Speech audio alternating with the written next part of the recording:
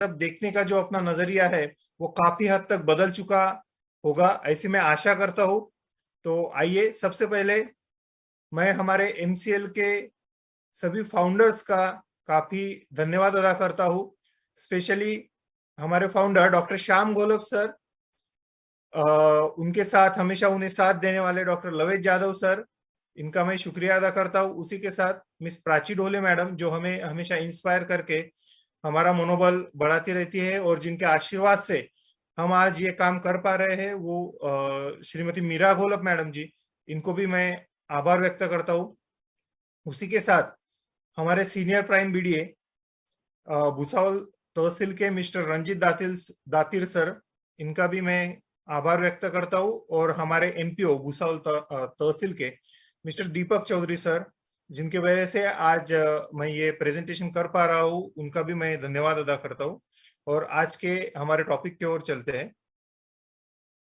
तो सर्वप्रथम तो हम ये जानना चाहेंगे कि ये वाटर कंजर्वेशन एक्चुअल है क्या। जैसे कि मैंने पहले ही बताया कि वाटर कंजर्वेशन का लिटरल मीनिंग है जल संवर्धन या जल सुरक्षा। तो पानी जैसी एक कॉमन सी चीज, इसकी सुरक्षा की जरूरत क्या पड़ी है, और क्या है ये सुरक्षा, मतलब क्या है। तो एक सिंपल लैंग्वेज में इसका एक डेफिनेशन है कि अननेसेसरी वाटर यूजेस को कम करना है, मतलब किसी भी तरह से उसकी जो बर्बादी है उसको रोकना है, और जो भी हम इस्तेमाल कर रहे हैं उसको ज्यादा इफेक्टिवली, ज्यादा प्रैक्टिकली उसको यूज करना है। बस इसी को कहते हैं वाटर कंजर्वेशन। एक बहुत ही सिंपल भाषा में हम लोग इसे समझते हैं। और आगे चलते हैं कि इसकी जरूरत क्यों है। अभी वाटर कंजर्वेशन, जल सब जगह है, हम लोग सभी जानते हैं, मगर इसकी जरूरत क्यों है। तो लगभग हम जानते हैं कि पृथ्वी पर जो पानी है वो लगभग 71% पानी है, फिर भी हमें उसकी रिक्वायरमेंट क्यों है, वो कम क्यों लग रहा है हमें। तो इसका मेन रीजन है कि उसमें से बस 2% पानी है जो कि नदियों में अवेलेबल है, जो कि under water, underground water available है, अलग अलग तरह से तालाबों में है। ये सब पानी है जिसको हम यूज कर सकते हैं। ऐसा पानी बस 2% पानी है। उसमें से भी कई सारा पानी जो है वो बर्फ के रूप में एक स्टोर किया हुआ है, जिसको हम यूज भी नहीं कर पाते। तो ये इतने सारे पानी में से बस थोड़ा सा ही पानी है जो हम यूज कर सकते हैं। ये पानी भी मनुष्य के जीवन के लिए, हमारे इस्तेमाल के लिए सफिशिएंट है। फिर भी वाटर की स्कैरसिटी, मतलब वाटर की कमी बहुत जगह पे हम लोग हमेशा न्यूज में वगैरह सुनते हैं। तो इसका रीजन क्या है, ये कमी क्यों आ रही है, इसके बारे में थोड़ा सोचते हैं। तो सबसे पहला बात, जो पानी अवेलेबल है वो पोल्यूटेड है, बहुत सारा पानी पोल्यूटेड है।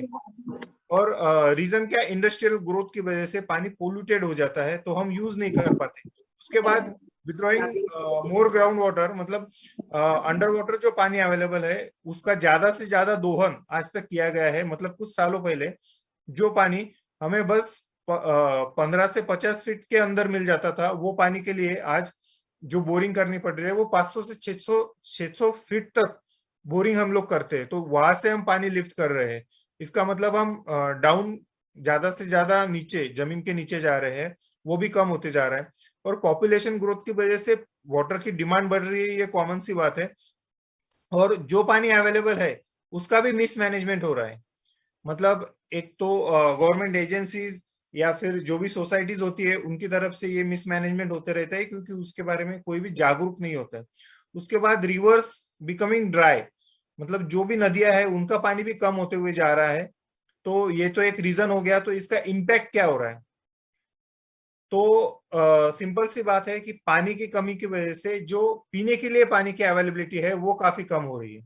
और इसके वजह से क्या होता है कि पानी ज्यादा अवेलेबल है नहीं, और जो हैबिटेट है, मतलब जो घर है, पानी अगर पूरे धरती पर अगर 71% पानी है तो वो कई सारी जैव विविधताओं का एक घर भी है।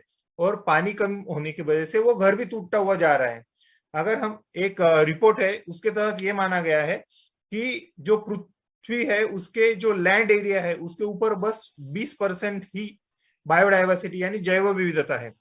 तो इसका मतलब क्या है, जो 80% जैव विविधता है वो तो पानी में है। और अगर पानी नहीं रहेगा तो ये जैव विविधता कहाँ से रहेगी। तो इसके लिए जैसे जैसे पानी कम हो रहा है वैसे ये बायोडाइवर्सिटी भी कम होती जा रही है।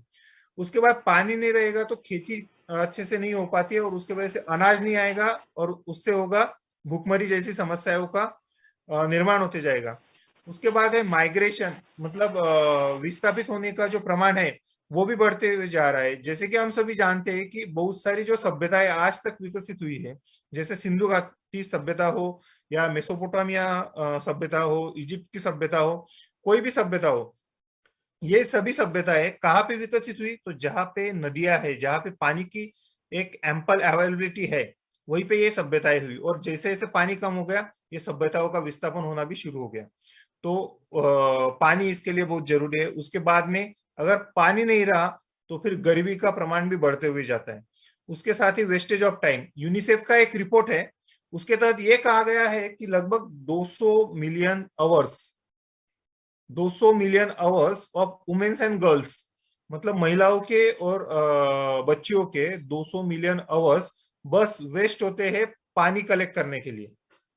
मतलब it is shaming on us that हम लोग इसके लिए कुछ भी नहीं अभी तक कर रहे हैं, कि 200 मिलियन आवर्स अगर वर्किंग में आते हैं तो उसका कितना वैल्यूएशन होगा।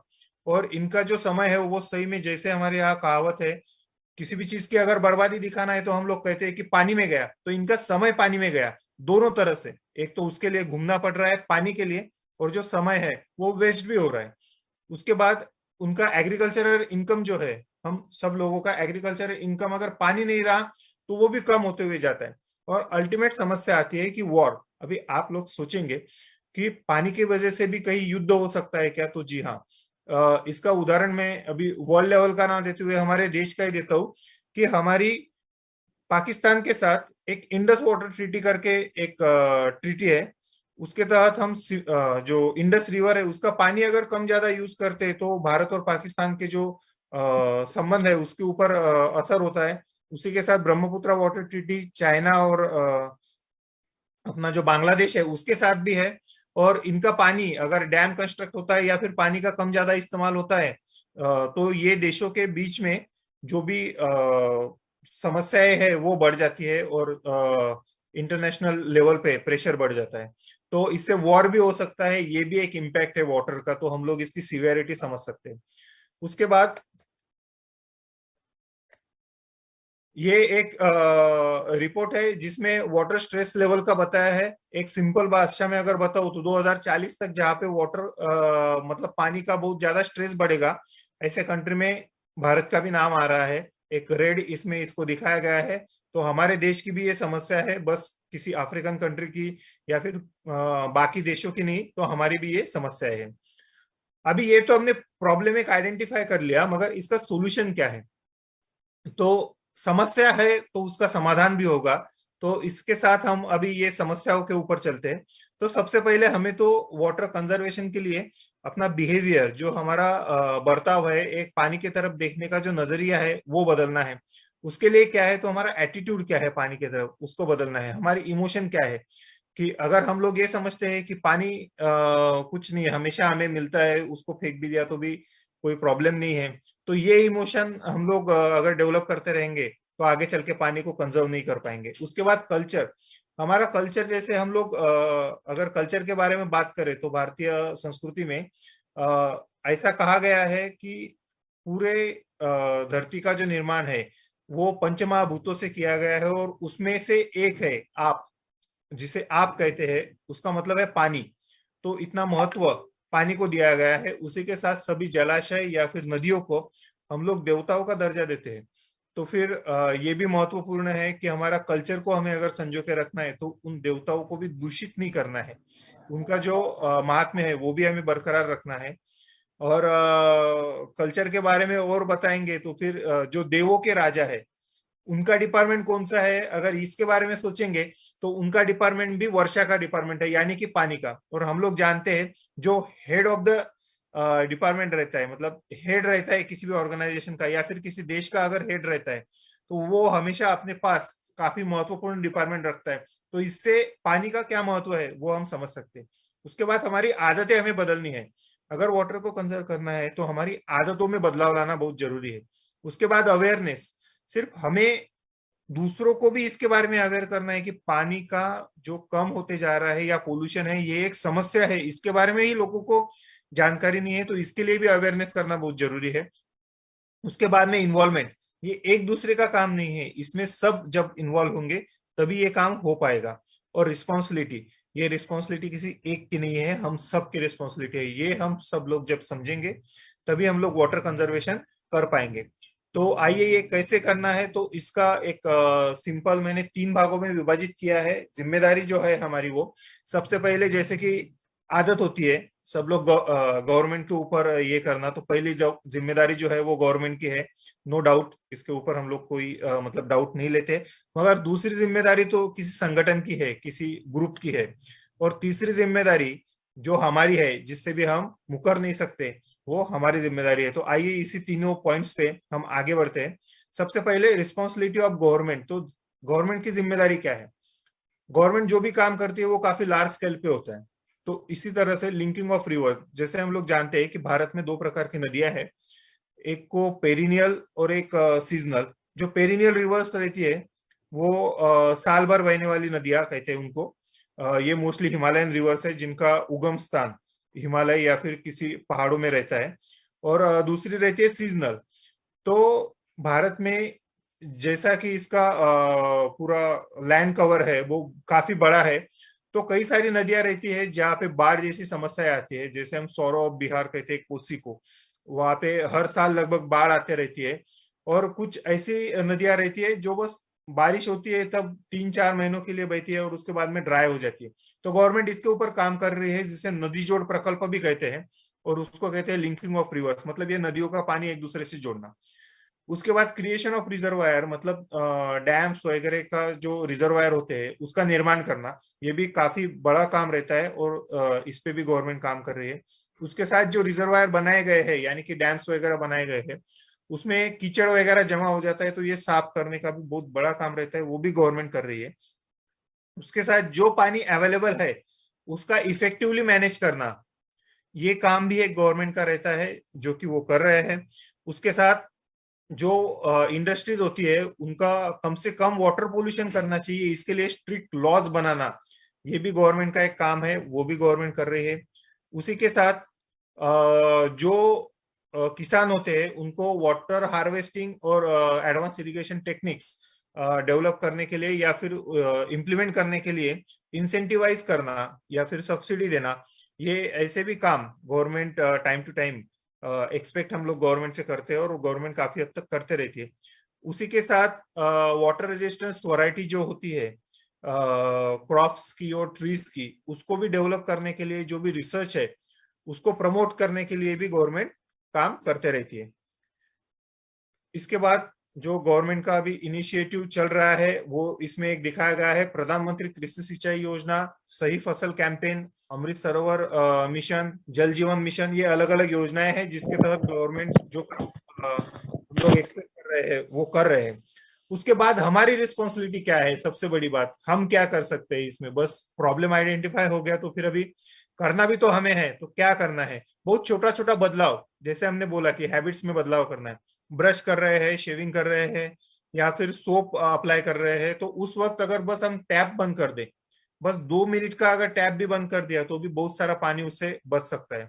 या फिर हम बाथ टब का यूज करने के बजाय शावर का, और शावर का यूज करने के बजाय अगर मग और बकेट का अगर यूज करें तो भी बहुत सारा पानी हम लोग बचा सकते हैं।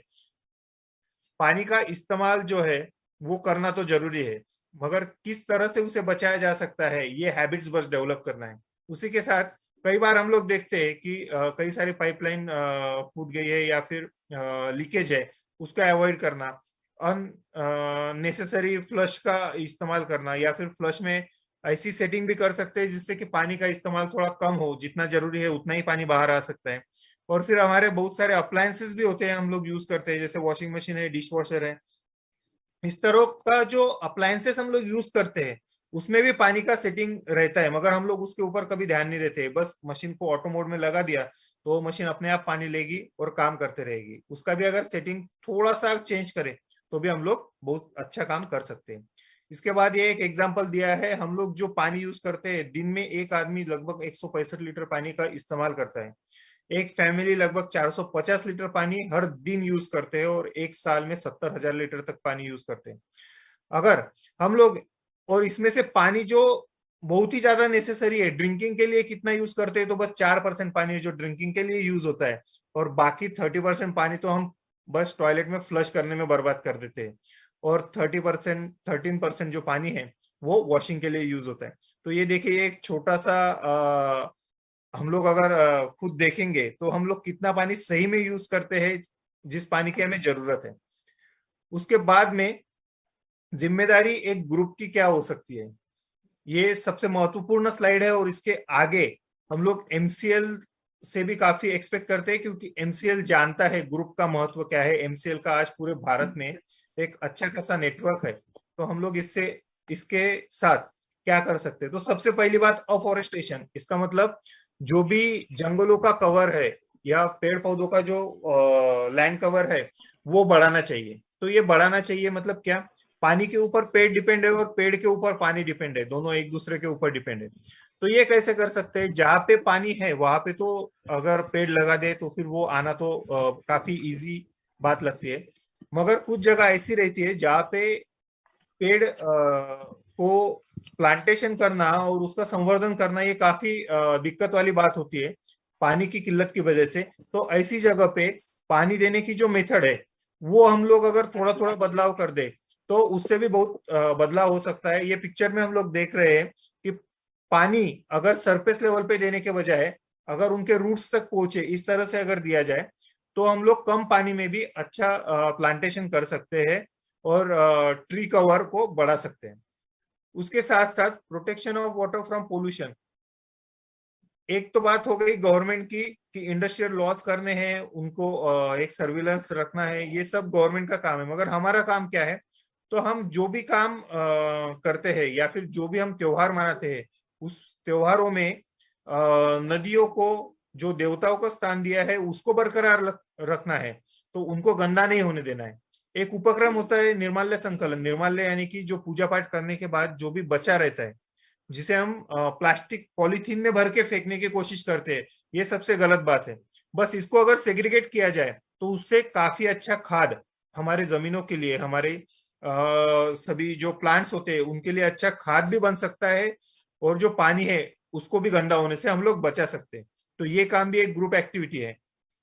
उसके बाद में cleaning of our natural water reservoirs, मतलब जो भी हमारे समझो खेतों के पास से अगर छोटा सा एक झरना बह रहा है, या फिर कई जगह पे हम लोग देखते हैं कि पानी ऐसे ही बह के बारिश होती है तो पानी गटर में बह के चला जाता है। तो ऐसी जगह पे क्या करना है कि वहां पे उसको अगर हम डीपनिंग करते हैं, एक खड्डा करते हैं, या फिर उसका जो प्रवाह है उसी में अगर उसका डीपनिंग करते हैं, पानी को बस थोड़ी देर के लिए भी अगर वहां पे रोकते हैं तो पानी अपने आप परकोलेट होता है और वो जमीन के अंदर जाता है। इसका बहुत अच्छा एग्जाम्पल महाराष्ट्र में बहुत सारी जगहों पे देखने को मिलता है, जिसमें उस स्कीम का नाम है पानी अड़वा पानी जिरवा। इसके तहत क्या होता है कि खेतों में जहाँ पे भी पॉसिबल है वहां पे ऐसे बड़े बड़े खड्डों का निर्माण किया जाता है जहाँ की नेचुरली पानी आता है और वो जमा होता है और उससे पानी परकोलेट हो जाता है। अगर ये एक्टिविटी जिस किसी भी गांव ने की है, वो गांव में ये जहाँ पे एक्टिविटी हुई उसके आसपास में जो भी बोरिंग्स, जो भी कूपनलिकाएं होती है उसमें वाटर लेवल काफी हद तक बढ़ा है। It is just unimaginable level, वो अचानक से बढ़ जाता है। तो ये काम भी हम लोग कर सकते हैं। उसी के साथ पीछे हमारे जो डॉक्टर श्याम गोलब सर है उन्होंने जो डंपिंग है उसके ऊपर, जो वेस्ट मटेरियल है उसके ऊपर भी एक पूरा वेबिनार हमें गाइडेंस किया था, और उससे कैसे हम लोग एनर्जी को निर्माण कर सकते हैं, उससे कैसे अर्निंग भी हो सकता है और क्लीनिंग भी हो सकता है, ये उन्होंने बताया था। तो उसका एक बस फैक्ट देख लेते हैं कि लगभग हर साल 11 billion ton of raw material जो सेवेज रहता है, ह्यूमन एक्सक्रीटा जो रहता है, वो हम लोग समुद्र में डंप कर देते हैं। तो इससे कितना बड़ा वाटर पोल्यूशन होता है जस्ट इमेजिन हम लोग कर सकते हैं। उसके बाद में रेन वाटर हार्वेस्टिंग, आज जो rain water harvesting today is water secure for tomorrow. हम लोग, कई लोग तो ये जानते तक नहीं है कि हम लोग जो आज जमीन से पानी निकाल रहे हैं, जो बोरिंग से या फिर कूपनलिकाओं से जो पानी निकाला जाता है वो कई साल पहले वहां तक पहुंचा है। मतलब आज जो 100 फीट से भी ज्यादा हम लोग पानी निकाल रहे हैं, 500-600 फीट तक हम लोग पहुंच गए हैं। वहां पे पानी पहुंचने के लिए जो 100 साल पहले या फिर कई साल पहले जो जमीन के ऊपर बारिश हुई, वो परकोलेट होते होते वहां तक पहुंचा है, और हम लोग आज बस बटन शुरू करते ही वो पानी को बाहर निकालते हैं और यूज करते हैं। तो it is thankful to our grand parents कि उन्होंने वो नहीं निकाला, इसके लिए हमारे लिए बचा है। तो हमारी भी ये जिम्मेदारी है कि हम भी हमारे जो भी आने वाली पीढ़ियां है उनको भी वो पानी दे सके। तो ये कैसे हो सकता है? तो rain water harvesting it is the best solution for that. तो इसमें क्या करना है, हम लोग अगर घर में या फिर ऑफिसेस में जहाँ पे भी हमारे टेरेस के ऊपर जो पानी जमा होता है वो एक टैंक में कलेक्ट करके, अगर एक फिल्टर, सैंड फिल्टर, एक सिंपल सा अगर फिल्टर भी उसको करते हैं और वो अगर उसमें छोड़ते हैं बोरवेल्स में, तो फिर जहां से हम लोग पानी निकाल रहे हैं, जो पानी पहुंचने के लिए 100 साल चले गए, वहां तक पानी, वो लेवल तक पानी हम कुछ ही सेकंड्स या फिर कुछ मिनट्स में वहां तक पहुंचा सकते हैं। और जो एटलीस्ट हमें रिक्वायर्ड है वो पानी तो भी हम वहां तक जितना हमने निकाला है वो पानी हम पहुंचा सकते हैं। तो it is necessary for everyone that we should contribute in this rain water harvesting programme. उसी के साथ अभी एग्रीकल्चर में वाटर कंजर्वेशन का क्या रोल है?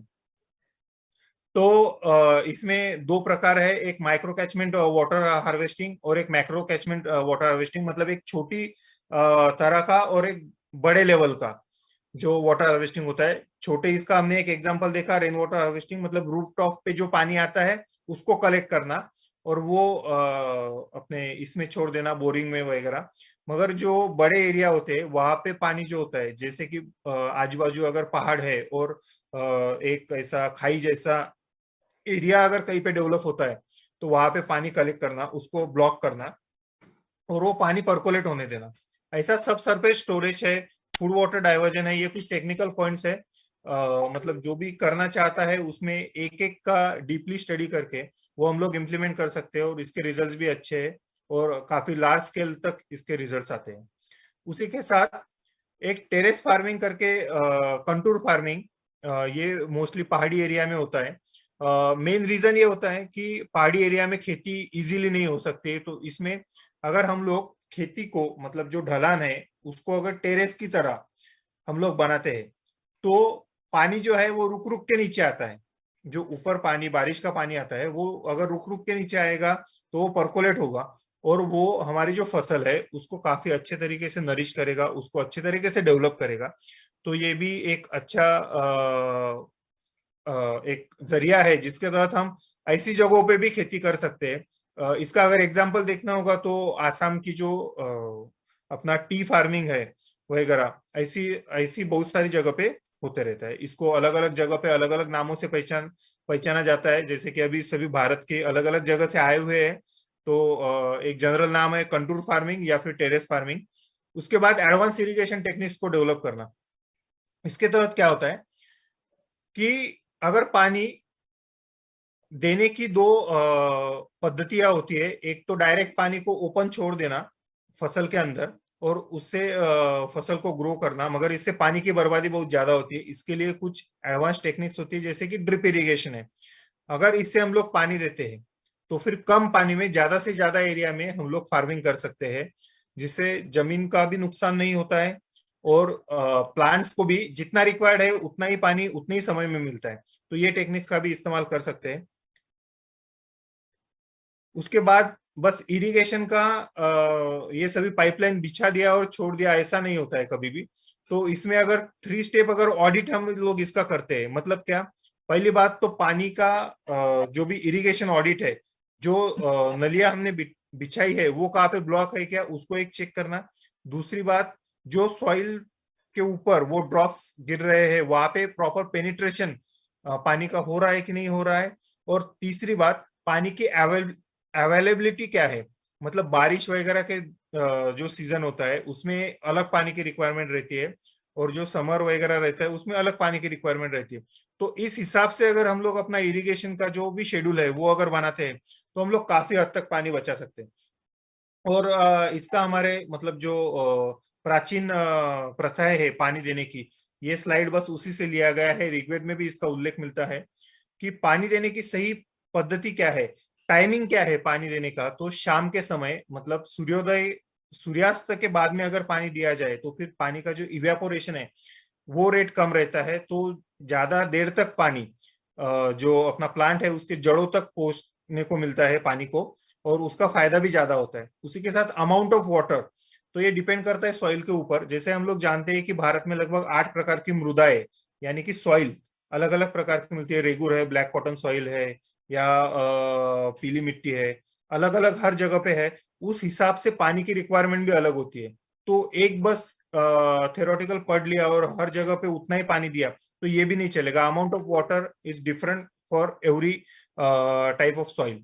उसके बाद फ्रीक्वेंसी ऑफ इरिगेशन, मतलब इसमें तीनों फैक्टर काउंट होते हैं। एक तो टाइप ऑफ सॉइल, उसके बाद क्रॉप, हमारा क्रॉप की रिक्वायरमेंट क्या है, और क्लाइमेट। तो हर क्रॉप के लिए फ्रीक्वेंसी भी अलग अलग होती है, और हर सॉइल के लिए भी फ्रीक्वेंसी अलग होती है। तो इसका एक स्टडी करके अगर इरिगेशन किया जाए तो कम पानी में हम लोग ज्यादा जो है उत्पादन खेतों से ले सकते हैं। और एक बात है रैशनल ग्रेजिंग, मतलब जो हम लोग कई बार देखते हैं कि हमारे गांवों में चरवाहे चराने के लिए जाते हैं, मगर इसकी जो पुरातन पद्धति है, मतलब हम लोगों ने कई बार देखा है कि हमारे महाभारत पर्व में जब श्री कृष्ण जी वृंदावन को शिफ्ट होते हैं, मतलब वृंदावन जब शिफ्ट होते हैं तो उसका मेन रीजन क्या था कि वहां पे जो चरने के लिए जो लैंड अवेलेबल है वहां पे चारे की कमी हो गई, तो फिर दूसरी जगह शिफ्ट होना। तो निसर्ग अपने आप को डेवलप करता है कि वहां पे जो प्लांटेशन है, जो फॉरेस्ट कवर है, वो अपने आप ही वो खुद को रिकवर कर लेता है। मगर एक ही जगह पे अगर कंटिन्यूअसली ग्रेजिंग होता रहा, या फिर हम लोग जानवरों को चराने के लिए लेके जाए, तो फिर वहां पे कभी भी पेड़ का कवर जो है वो भी नहीं बढ़ सकता है और ना तो चारा उग सकता है।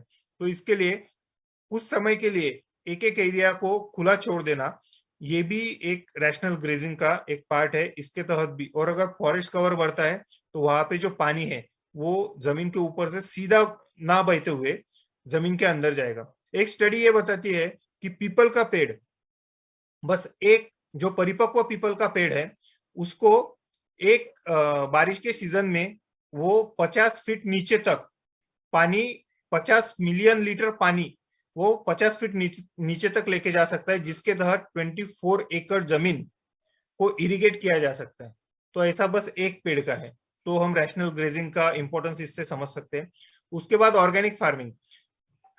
अभी ऑर्गेनिक फार्मिंग और पानी का क्या संबंध है, तो सिंपल सी बात है कि जब से हम लोगों ने केमिकल फर्टिलाइजर्स या फिर केमिकल्स का यूज करना जमीनों के ऊपर स्टार्ट किया है, उसके बाद में हमारी जमीन की जो ऊपरी सतह है वो हार्ड होना शुरू हो गया। उससे वाटर का पर्कोलेशन का जो प्रमाण था पहले की तुलना में वो कम हो गया।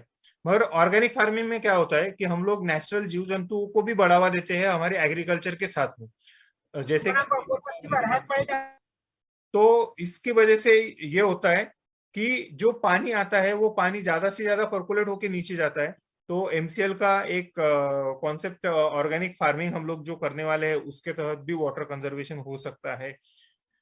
अभी ये हमने तो देख लिया कि क्या करना है, रिस्पॉन्सिबिलिटी क्या है, वो हम लोग करेंगे भी। इसके बेनिफिट्स क्या है, तो वाटर कंजर्वेशन के बेनिफिट्स, सबसे पहली बात कि सबके लिए पानी अवेलेबल होगा, पीने के लिए फ्रेश वाटर अवेलेबल होगा। हम लोगों ने कभी 15 से 20 साल पहले ये बात सोची भी नहीं होगी कि हमें पानी खरीद के पीना पड़ेगा।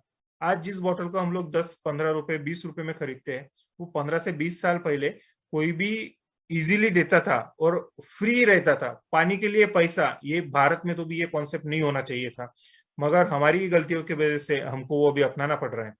उसी के साथ जैसे कि बोला एक यूनिसेफ का मैंने जो बोला 200 मिलियन आवर्स वेस्ट होते हैं पानी के लिए कलेक्ट करने के लिए। तो ऐसा टाइम अगर बचेगा तो ये वर्किंग कैपिटल जो है, ये जो वर्किंग मैन पावर है, उनका ये समय जो है वो हम लोग अच्छे से यूटिलाइज कर सकते हैं। उसके साथ बहुत सारा अभी जो एनर्जी है वो हमारा वेस्ट होता है बस पानी को साफ करने के लिए। कई सारी मशीनरीज चलती रहती है, अगर पानी हम लोग ही साफ रखेंगे तो ये मशीनरीज भी कम चलानी पड़ेगी और एनर्जी का भी सेविंग होते रहेगा।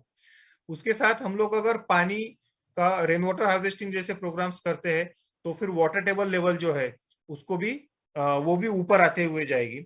और उसी के साथ लैंड अंडर जो इरिगेशन है, मतलब जो इरिगेशन के अंडर जो लैंड है उसका कवर भी बढ़ेगा। और इसका क्या इंपॉर्टेंस है हम लोग आगे जाके वो भी देखने वाले हैं।